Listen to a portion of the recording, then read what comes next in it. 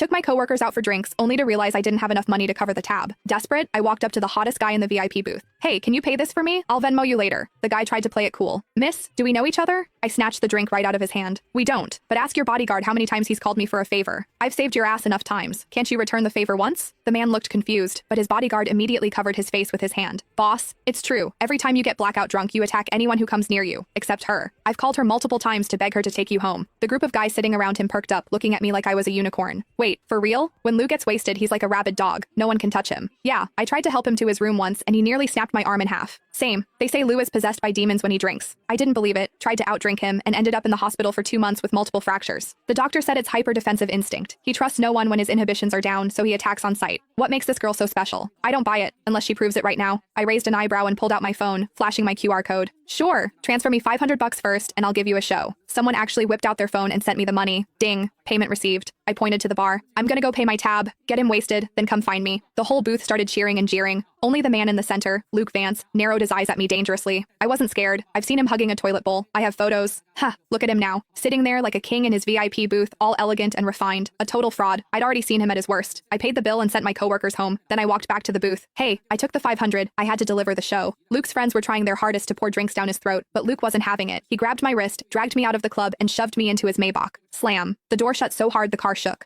Like a shaken soda bottle finally popping its cap. I rubbed my nose. Hey, it's not my fault you only trust me when you're drunk. It's annoying for me too, you know? It all started 6 months ago. I was leaving work late when I saw a guy sprawled out in the middle of the street using a city bike as a blanket. It was hilarious. Being terminally online, I had to take a video. But when I got closer, damn, what a face. Too bad he was wasted, reeking of alcohol. He was muttering about being thirsty. I took out my water bottle and poured him a cup. He was surprisingly obedient, gulping it down. I tried to wake him up. Hey, you can't sleep on the street. Where's your phone? I'll call your friends. He ignored me, snoozing away on the asphalt. I had no choice but to pat him down. Found his legs were incredibly long, like model long. I found his phone, unlocked it with Face ID, easy when they're asleep, and FaceTime D the first contact on his list. I pointed the camera at his face. Hello? This phone's owner is sleeping on the street. If you're his friend, come get him. The guy on the other end didn't even ask for a location. He just screamed, back away from him, 5 feet, now. I thought he was worried I was going to rob the hot guy. I scoffed. Relax. I'm not interested in drunks. I'm sending you the location. Hurry up. The guy yelled again. Do not ignore me, unless you want to die. Psycho. I hung up. Then I sat on the curb to guard the guy. He decided my thigh was a better pillow than the bike. He slept like a baby under the moonlight. 10 minutes later, the friend arrived and looked at us like he was seeing a ghost. I swore. Look, I didn't touch him inappropriately. As soon as I spoke, the guy shifted. He wrapped his arms around my waist and buried his face in my stomach, treating me like a body pillow. I couldn't pry him off. I pulled his ear. Hey, wake up. Your friend is here. Let go. He didn't budge. I looked at the friend. Help me out here. I can't move his arms. The friend stood 5 feet away, refusing to move. I was pissed.